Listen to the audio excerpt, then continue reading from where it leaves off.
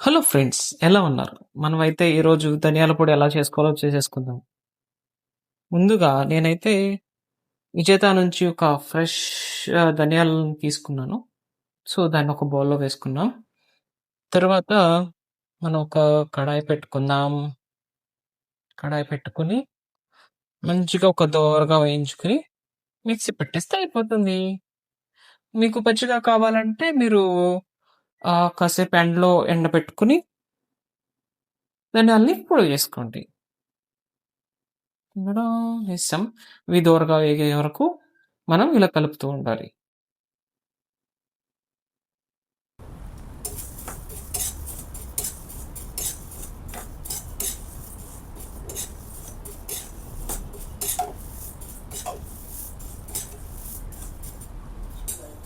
ఇలా దోరగా వేగాక కొంచెం సేపు ఉంచుదాం. కొంచెం మంచిగా దోరగా వేగుతాయి. తర్వాత సపరేట్ బౌల్లో పెట్టుకొని ఆరనిద్దాం.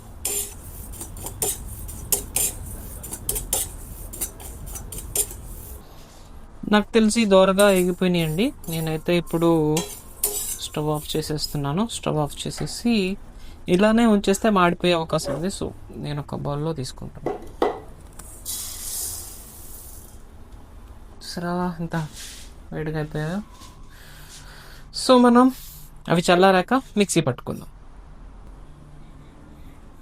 వీళ్ళు ఇప్పుడైతే ఇవైతే చల్లారిపోయినాయండి. ఇప్పుడు మనం మిక్సీ జార్లోకి తీసుకుని మిక్సీ అయితే పట్టేద్దాము.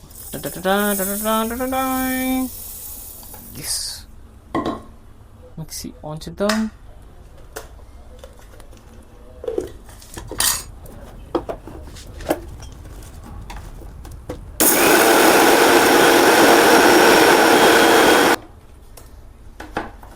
చూద్దాం ఎలా వచ్చిందో. అబ్బబ్బబ్బబ్బబ్బా, ఈ స్మెల్ అండి. స్మెల్ మాత్రం మంచిగా వచ్చేస్తుంది. చూసారా ఎంత మెత్తగా పట్టానో. ఇలా మీకు ఇంకా మెత్తగా కావాలంటే ఇంకా మెత్తగా పట్టుకోండి. నేను కొంచెం బరగ్గా ఉంది. నేను కొంచెం బరగ్గా ఇలాగే ఉంచేస్తున్నాను. మంచిగా కర్రీలో టేస్ట్, మంచి స్మెల్ రావాలంటే కర్రీకి మీరు ధనియాల పొడి ఖచ్చితంగా వాడండి.